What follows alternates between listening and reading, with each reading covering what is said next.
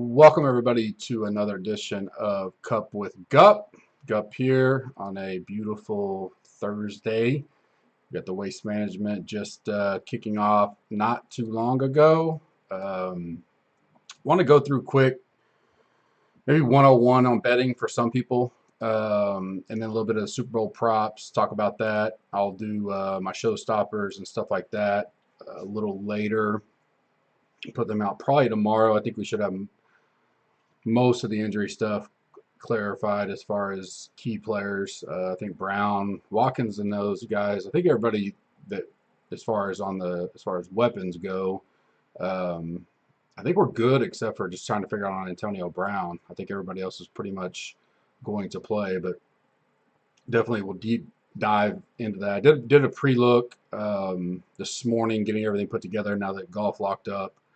So I'll do a podcast, hitting some highlights on the showstoppers for me, and then of course I'll put out the official document to the premium members with all my picks and plays for Sunday. Got a little bit of time there, so I don't want to rush that, but I know people are chomping at the bit to get that information. So definitely want to get in here and talk a little props, a little betting. You know, this used to be back when I got into this industry, which 2006 or so, 2006, 2007, after I finished college. Pretty much was the only game that you could get these kind of props. I don't even know if back then the prop market was as big, but as the years went on, it got, bigger and bigger.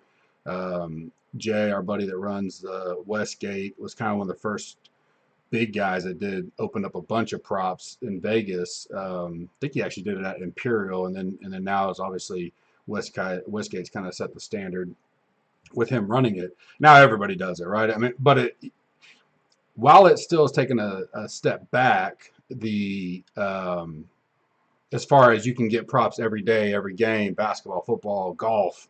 I mean, it's all over the place. And then you got things like Monkey Knife Fight, Prize Picks or what. I mean, there's different platforms that allow you to get that derivative betting in that kind of takes the lure away, but the Super Bowl still has more eyes on it than anything else. So for the general public, everybody's used to the big Super Bowl deal. I'm not going to spend a lot of time on the goofy, funky props. I think most of those are fun, and if you're, depending on what kind of bettor you are, which I'll talk about in a second, those are cool. But I almost lean towards a lot of these pools have started where people will send out like 20 picks for your Super Bowl party, which you're probably not going to have much parties this year, to pick all 20, and then they kind of tally them at the end and see who's the winner type of deal. I think a lot of those, what colors the Gatorade and stuff at the end of the game, those kind of props fall into that, and I think that's probably a better way of doing it. If you want to bet on them, you certainly can. I try to, obviously, there's a mix for me of you're having fun, so I'll do some bets that I generally wouldn't, but I'm still, as far as betting, probably more so on the professional side than others, that I'm still looking for angles at the game that give me the best advantage. The fantasy aspect has helped and definitely comes into play here. Back in the day, I mean 10, 15 years ago, even 10 years ago, when you're looking at over under yardage, over under touchdowns, over under receptions, rushing yard, all that kind of stuff. You're kind of it was there, but it wasn't near what it is now as far as the way the data is now analyzed and looked at. If you're new to betting, which I kind of put betting 101 on this podcast as well. Just quick stuff. I'll go through this real quickly because I know most of the people listening to this are, but this would be a video that people could refer back to. But in general, you're going to have most people are familiar with the spread. What they don't really realize is the spread correlates to a winning percentage. So say you got a 4-point favorite. I think the Chiefs may close at 4. We'll see. They're pretty big bets coming in on Tampa too, though. So 3.5 may want to be the number. But let's just say you got a 4-point favorite. That implies that team should win 61.9% of the time. You can go look at any kind of odds charts. I posted some on our website as well, but you can find these kind of numbers anywhere. And that means the underdog will win 38.1% of the time. So winning percentage to true money line odds, would be without any kind of hold in it, any kind of juice. And I'll use the term hold because that's what I'm going to talk about a little bit more than anything in this. So a 4-point favorite, you would lay $162 to win $100, implying that 61.9%. So technically 161.90 to win 100. If you take the underdog, you'd lay 100 to win $163. So you're getting plus money is what they would call it. But as we know, the books want to make money too. And I talked about this, I think, on my last pod. That in a perfect world, the Vegas guys would want, for the most part, 50% of the money on both sides at a relatively, normal number where it's not moving a lot, so that, if they're guaranteed their hold back, especially if there's not a where it can tie type of deal where you got to refund a bunch of money and all that, but if you have $1 million on Chiefs minus 3.5 and $1 million on Patriots plus 3.5, someone's going to win that bet, which means someone's going to lose. So, if it's a minus 110 number, that means they make 10%. They're guaranteed, and this is just quick numbers, $100,000 out of that, no matter how the game goes. That's the ideal world. And that's why you see lines fluctuate and move, because they're trying to control the money and where it's coming in at. So you'll hear the term vig, and that's the juice, the hold, whatever you want to talk about. So like my -4 deal, minus 110, Packers +4, or here Bucks +4, minus 110, Chiefs -4, minus 110. So both sides are paying 110. That hold is around typically, I think what I've written down, I got too many things open. Yeah, so generally if both sides are minus 110 on the number, the hold is 4.8%, meaning they're banking on that number's baked into the -4 and +4. Unless they tie, obviously, then that definitely, in that scenario, 4. If no other money came in, that line never moved, it'd just be a push, and they had to refund everything out, which is not ideal for the books. Transactional volume and everything else. So how does money line odds come into play there? The books odds have, they bake in the 10% juice into money lines. These odds can vary from books, obviously. We got much more legitimate books now, legal books now, which will help the consumer in some instances because it's more competitive market. In Vegas, I don't know how much it'll help because they feel they've kind of had that market cornered for a while, but in these other states where you'll have multiple books setting up, DraftKings, FanDuel, PointsBet, Westgate's even setting up in like Colorado, stuff like that, definitely can't.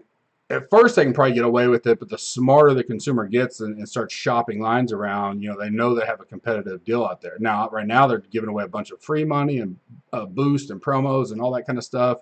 Human nature and the data says that the average person, when they sign up for whatever, whether it be DFS, book, a betting book, whatever, in general, they tend to stick with that one, the average person. Now, there's a lot of guys like me and others, a lot of our subs out there, are smarter than that. We try to educate them to shop around, have multiple books where you can. And another deal is a lot of people can't afford to have multiple books, just put on their cash flow, right?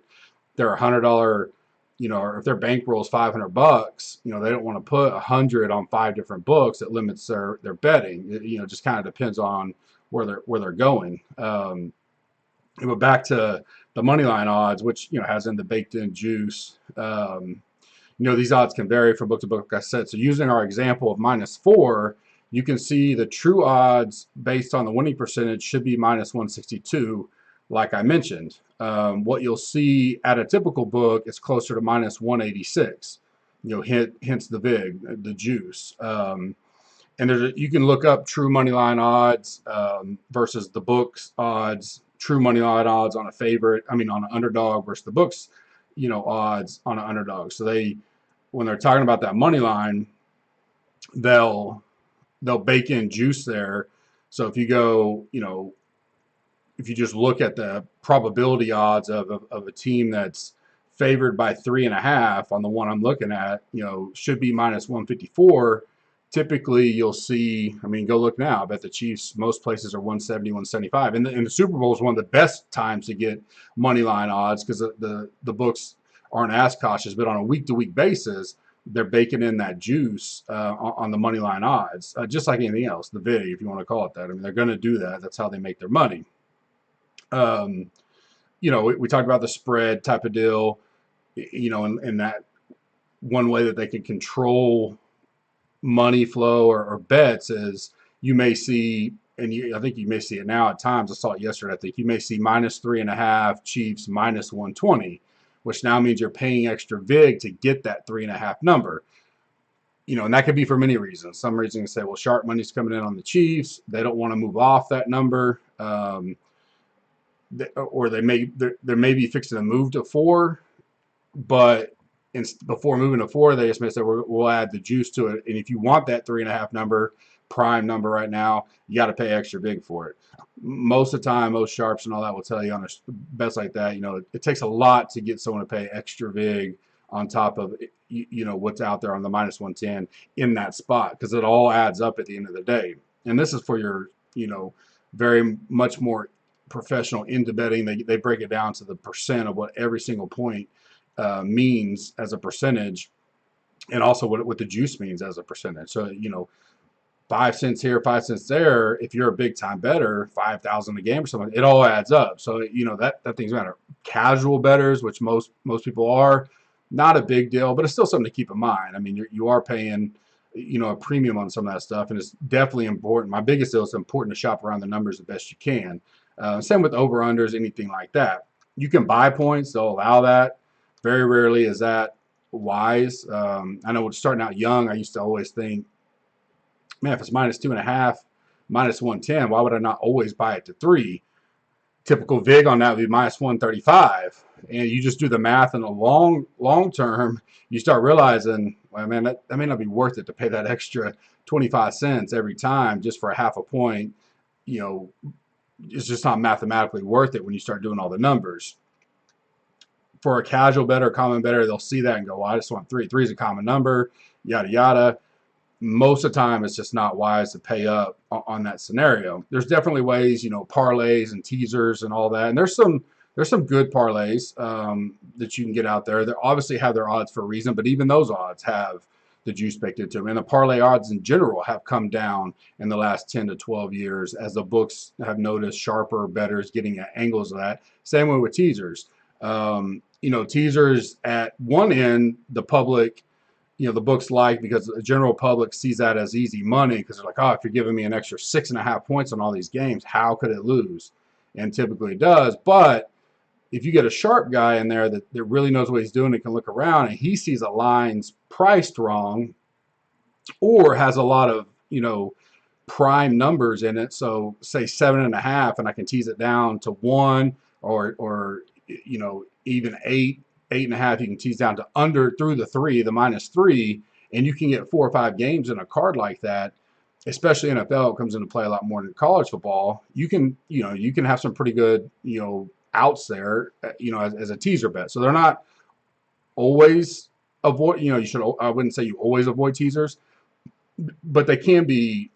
I don't want to say sucker bets because that sounds bad, but sometimes when it looks too good to be true, then it is. But there are some very strategic ways to do teasers. I'll release teasers from here, every now and then, 3 or 4 teamers in right situations, and had pretty decent success in NFL this year. So that was kind of just quick overview. I've done a bigger pod on it. You can go into when you're talking about juice and odds and all that. The bigger deal I want to talk about is 2 things. One, with the Super Bowl, it is the one time of the year for me. And again, now every week we have props over and over again that it's becoming more and more. You can do it weekly, but even with the Super Bowl, it's a time that I will lay more juice, as we talked about, more VIG than general. And it's just because of the nature of the props, how they go. And they're a lot of them are yes no type deals, so you're not going to have a movement. You have movement in the juice, but you won't necessarily have movement. There's not a line to move per se. Will a team attempt a 2-point conversion, for instance? The yes may be 140. If you feel really confident in that, that may be a good bet in this type of environment. I'll lay more juice on the line in a Super Bowl prop sheet than I will any other time of the year. I'll do it sometimes, when I'm looking at props throughout the year, but even myself have been focusing more on props as it relates to the Super Bowl than I do every week. So much, there's only so much time in the week, so you got to kind of divide where you're going to put your time into. Although I think the prop market is becoming more and more popular and something we'll have to focus on. And I remember hearing last year, in the last year or two, that most big books in Vegas, which is kind of the standard, but now we'll start bringing in all these other books, Jersey and stuff like that, and get their numbers, are now taking more money in on props and derivative bets than the actual game itself. And without question, I don't know, maybe once in the last 20 years, Vegas has had a losing Super Bowl. Some of the experts out there say they don't think at this point in time, the way the market is, that the Vegas will have a losing Super Bowl in their lifetime, is what some experts say. Moving forward, because of the prop market, in general, the books clean up on the prop market from right, wrong, or different. The casual bettors that they like to see they want to throw the home run bet out there. It says plus 20, plus 200, stuff like that. And more times than not, because of the hold that's baked in, which is where I'm going now, they have an edge. This comes into even our weekly stuff with golf, for you guys that follow our golf stuff. I've talked about this before. Someone said the way I explained it really helped them. They didn't understand it. So I wanted to spend just a little bit of time talking about hold when you're talking about futures or odds to score, or who's going to score the first touchdown. Any kind of bet that has 20, 30, 40 teams, who's going to win the Super Bowl next year. Those kind of bets, the book will have a big hold baked in, obviously, because they're taking the risk of some big, large numbers out there, so on and so forth. What do I mean by that? So if you look at this week, and I just pulled one book and their numbers, I took the golf, and so outright numbers. And at the time when I pulled it, Rahm was 6.5 to 1. So there's a formula, and I've shared it with the site. You can look up probably hold or futures hold calculator. Google that, and you can find many ways out there to get the formulas. Anyways, you take that number, that 6.5, and you put this in this futures number, and it'll give you the probability of that winning. So without a hold, the probability at Jon Rahm being 6.5 to 1 was 8.76%. That was his odds to win. When you looked at the book's probability, it's 13.33%. And so, I'm sorry. Yeah, his probability was 13.33%, and then the hold, was 8.76%, meaning the difference was 4.6%. So that's one example of where the book's pricing up in that situation. But when you look at it all together, so if you take every single golfer, every single player to score a touchdown, every single team to win the Super Bowl, and you take their odds and you use this formula, which I don't want to, it's kind of confusing. But you go Google it or DM me, and I'll show you the formula. It's not hidden or anything, but it's out there forever. And you sum that formula, it's going to come up to a percentage over 100. In this case, so this week on this golf, there was 129 guys when I pulled this. The sum of the book probability calculation was 152%, which means the book had a 52% hold, 52.22% actually hold in this bet, which is a lot. Back to a normal Chiefs versus Bucks minus 3.5, minus 110 on each side is a 4.8% hold. So massive hold for the books. That's why they don't mind some of those big numbers getting bet.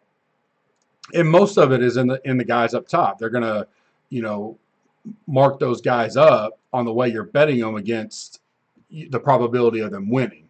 Like the top, let's see, top 25 guys makes up, 64% of the hold for the book. So as you start getting deeper in odds, the book probability versus no hold probability gets closer and closer because the book's not really, 125 to 1 Ryan Moore. There was a zero point 0.3 difference in between the book's probability of the winning and their actual true odds of them winning. So when you start calculating that, you can see, and if you get that calculator and you kind of put it into a spreadsheet, it's good because what you can do is you can bring, and I think I maybe in the new site as we launch it eventually, we got a lot of things going. I can build something like this into the site where you can go in and put in 4 or 5 different books odds and see, well, who's holding the most big in this situation, or who's got the biggest hold on this futures bet, meaning you're getting the worst odds. So this book is 52.2. Maybe I pull 2 more and there's some down there into 40. And for golf, it's not going to be like NFL. So if you look at a odds to win the Super Bowl for next year and you did that same process I just talked about, it's probably going to be around 20 to 30%. It's a much bigger market for the books, so they obviously know it's competitive. So they're not going to hold too much, or they know people will go elsewhere and make their bets. Golf still kind of familiar or new, but I know the circuit down in Vegas has had some great numbers for like the Masters and stuff, much better than shopping around everywhere. Now you have to be in Vegas, and I'm actually thinking about going out there in a few weeks to look at some of those. But you can do that even if all your books are online. And these days, a lot of them are getting legalized. You can take them and go, all right, well, who's giving me the best? Who's holding the less of this entire pot when it comes down to it? Which matters, but maybe it'll also allow you to shop the odds. That's probably more important to the casual bettor. If I can get Scheffler 45 to 1 here versus 60 here, you're going to take the 60. But if you kind of want to see in general what books seem to be best with holding the less, that kind of gives you an eye to where to go to. And I don't think most people understand that the books are baking in a hold or a vig, whatever you want to call it, into those big future markets. That's why they don't, they're going to take the risk, but, and that's why you see odds move. Anytime that if a bunch of money starts coming in on, Brooks or Berger or whatever, those odds will move because they're now shuffling their exposure rates based on the amount of money coming in, and they're going to move that down, move some guys up, try to get people to take the longer odds where they have less hold, so on and so forth. So that is important. I go into it in depth. I said on the other pod, and I have stuff on the site you guys can go check out. I only brought it up because the feedback from the last time I talked about it was great, and because what you'll see here in the Super Bowl is some of that. You'll see who's going to score the first touchdown. All kinds of, you could see the predict the score of the game type deal, or, score within this amount of minutes, this amount of minutes. All those that have like 10, 12, 15, 20, 30 options, all plus money. It doesn't matter how many. You can take 20 if there's 20, and you can calculate the hold that they're holding that at. And that's just more of an educational deal. Obviously, for the casual person, they're just going to look at it and go, where's the best number? But, if you're trying to get a little smarter, that's something to kind of familiarize yourself with and understand. Certainly you can reach out to me. For me, the props, I enjoy them. I used to go much bigger on them, or not bigger money-wise, just be more into them because it was such at that time, rare to get them like that. We just didn't get to see that throughout the year. Now, like I mentioned at the beginning, the shine's kind of taken away, but there's still some good numbers out there. There's some good stats. It's, people do a lot of research on it. I have my own stats from, probably 10 plus years now, 11, 12 years now, at least, just different kind of things, different kind of trends that can help you. And then, the number one deal when you're looking at props, and I'm going to give a few that kind of interest me, but I'm just going to talk generalization type stuff, is this goes back to any kind of process I kind of preach, is what story are you telling yourself with the game? For instance, I think I saw one, when I've been asked what's a derivative bet mean. It's more of a different way. It's obviously a derivative. If you don't know what that means, you can Google it and look that up, but a way to get at a bet at a different angle. It would be my best way of saying it. So say you like the Chiefs to win this game. Right now they're minus 165, 170 money line. Well, one way you could get at that angle is there's a bet out there I saw, Chiefs to win first half and the game. And the odds were minus 110, minus 115. much less juice, a little more risk because now they have to win the first half in the game. But let's just say maybe you're a diehard Chiefs fan, or you just think it's not going to be a close game, or whatever the story you're telling yourself. That's a way to get at, because if they do win the first half, now you have the exact same bet that you would have laid 165 on at 115. Now, obviously, they could lose the first half, and you've lost that bet already. But if they're losing the first half, you may have a chance to get a good number on the second half bet. Last year, I had a similar bet. I believed in the Chiefs. I bet them hard. They were not looking great at halftime. I thought the number at halftime was great. I hit them again. So that when I say derivative bet, that's how you can get at something like that. If you think it's going to be a shootout, big time over, maybe you want to bet the over, but other ways to get at that over is looking at total number of passing touchdowns, total number of passing yards, total number of receiving yards by player. All that kind of stuff is, okay, the story in my head is I don't know who's going to win maybe. And that's why I think the props are getting bigger and bigger over the actual game. Is most people don't know or may not even care, and they go, I want to bet on Mahomes to throw for over 2.5 passing touchdowns. I want to bet on Brady. I think he's going to go off or not go off, whatever it is. An angle at the game that way. And also, the casual bettor likes to have 10 or 12 different outs there, different bets, different things they're looking at while they're watching the game, instead of, I got the Chiefs -3, and you got to wait the whole game to see how it goes, right? You're sweating it, but, in the meantime, you could be having stuff like this, which is why those sheets, I think, have gotten pretty popular, where you'll get 15, 20 bets, and everybody fills them out. Your wives can fill them out, whatever, or your husbands, if the wife's a big bettor, whatever it is. And if you're not into football at all, that can still help you. And it gets you excited in the game. You kind of have a way there. I'll do those. I don't mind those. Super Bowl Square is another way. Every quarter, some action on it. Same type of deal there. So for me, I a few bets that I like. I've released my first card. I probably will release an update tonight or tomorrow. And then if anything late comes in, Saturday night, Sunday, different line movement. The difficulty is right now with so many different bets out there. I mean, hundreds of prop bets, different books, is a lot of things will get steamed up in the juice market, and you may miss a good number. I obviously released my prop sheet Monday, I think late Sunday or Monday. Several of those have already moved, where my number we released on Monday was a lot better. But it really depends on how you're telling the game. So I think it's going to be, I think we all think that both teams could struggle running a little bit, or not even really attempt to run. And if you're thinking that, it's could be high pace, could be a lot of passing, stuff like that. So one thing I'll go at, like a normal bet that I wouldn't lay 170 a lot of, but one of my bets that I gave away, and I'm going to give a couple that I did for my full sheet. You can get on the site and check it out. Is Mahomes passing touchdowns over 2.5. It's -170. I really like it. I could see that ending. Let's see if I can get up live, closer to -200. It could be -180, whatever. But even if it's right around that -170, I like that number. Of course, you could get, there's a fear of, and mainly because I had the Chiefs scoring over, I think the number was 30.5, was a number I liked as their team total. And so if I'm going to like them to score 31, I haven't decided if I'm going to bet that yet. I'm kind of waiting to see how it moves. But if they're going to score that, how are they, in my scenario, or more times than not scenario, is probably it's going to be Mahomes passing for a lot of touchdowns. I don't see it being a big rushing game. Now, they could get down to the 1 or get pass interference on the 1. Mahomes get a rushing touchdown. They get Clyde Edwards gets a rushing touchdown. Hell, the way they do it, a lot of their receivers can get jet sweeps that turn into rushing touchdowns, and that could hurt that number. But I like it. For me, it's a good value bet on the game.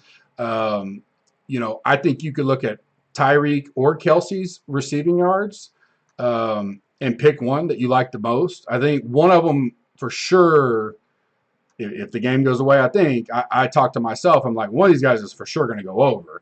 Maybe they both do, and you like both, go ahead and hammer both. I can tell you I picked one, and it's already moved another 5 yards from when I released it. So, obviously I want to save some of that stuff for the premium members, but that's a way to look at some of that stuff. You can look at the Tampa Bay side. Tampa Bay is much more difficult. Even if you think they're going to win and do well, they have so many games where guys get, completely skunked, and then the next game they have I mean, Brady just can fire it all over, depending on the game plan and all that.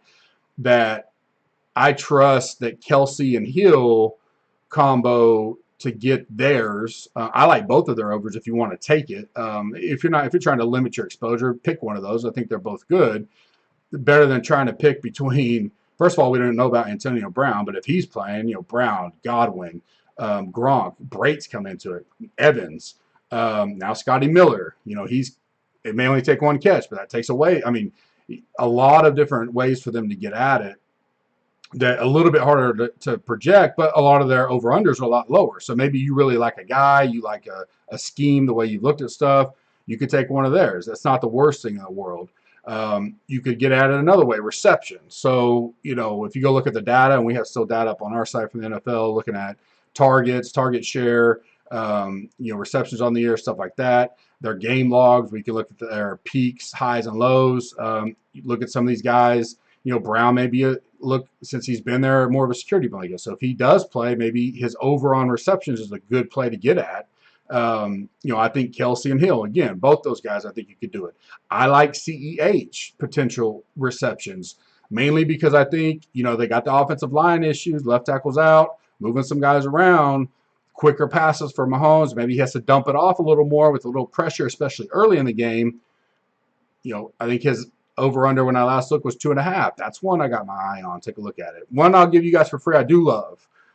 Number of accepted penalties. The over-under on most book average I've looked at is under 10.5, and you got to lay between 128, 138, somewhere in that number. If you can get under 10.5 in between those numbers, or right around there, I really like the under. If you go back and look at not only playoffs, this year's playoffs, but historical playoffs, and then look at the Super Bowl, refs generally don't want to be the storyline in the NFL or in the Super Bowl.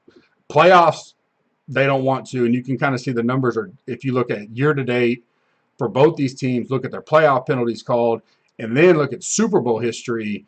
Going under on penalties is normally a solid deal. A little worrisome because you got a left tackle that hadn't been playing left tackle against a good pass rush, could get some more holding calls there per se. But they also got to know they got Mahomes in there who's mobile and can get them out of trouble if they just do their job.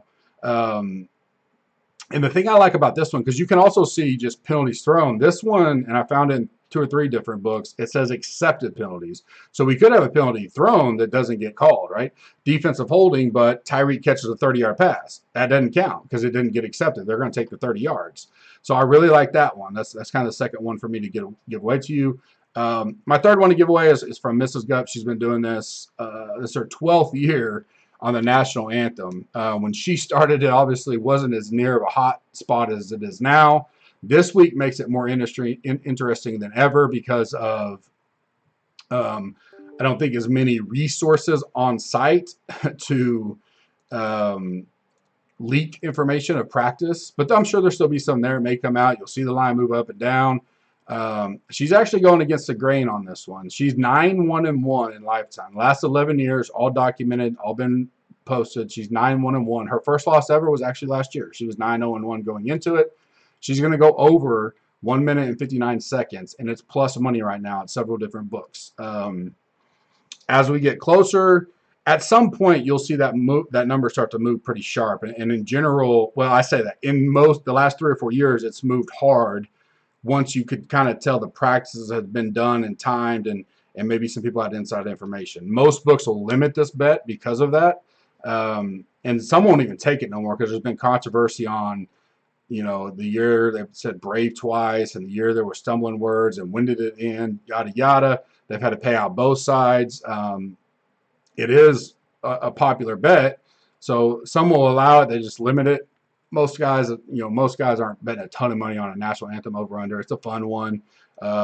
She gets out the old stopwatch and does it, so she enjoys it. So, she's gonna tell it based on who it is. Being a duet this year, kind of her words were, if it was just Eric Church, I would take the under. Being a duet, I think they would go over.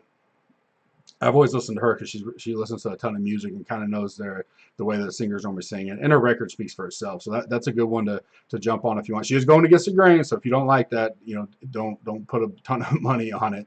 Um, Probably wrap it up. I don't want to go on forever. In general, I talk about predicting a flow of a game, how you see things going. I I think the way this game is, it's not a defensive battle. Patriots versus Rams. What was that? 3 years ago? 2 years ago. I don't see a lot of punts in this game. So my last little freebie for you guys listening is I'm taking under 6.5 punts by both teams at -155. I see the Chiefs getting out quick, controlling the game, but keeping the pressure where Tampa's going to feel like they got to keep scoring. We've seen it. We saw it with Buffalo. Like field goals aren't going to get it done, and punting in key situations aren't going to. You don't want to keep giving the ball back to Mahomes. I don't care how the game's going. I don't see Tampa stopping the Chiefs a ton, and I mean I really see it being a pretty back and forth game. Come down to the end. 28-24 Chiefs, 31-23 Chiefs, 26, 31-26 Chiefs type number. And so I think the under is going to hit on the punts. I don't see a ton of punts in this situation. That kind of just goes with my whole entire game script. So those are kind of how I'm going at this game.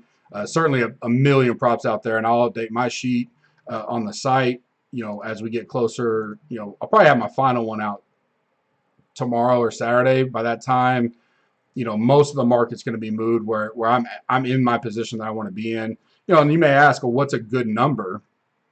And I'll tell you, some of the guys I have in Vegas contacts, they generally are betting 25 to 30 different positions in the game, whether that means spread, over, under, these kind of derivative prop bets, live betting as well. Last week I started hitting the Chiefs live when they got down. I just, got down 9-0. We've seen that story before, and you can get a good live number. So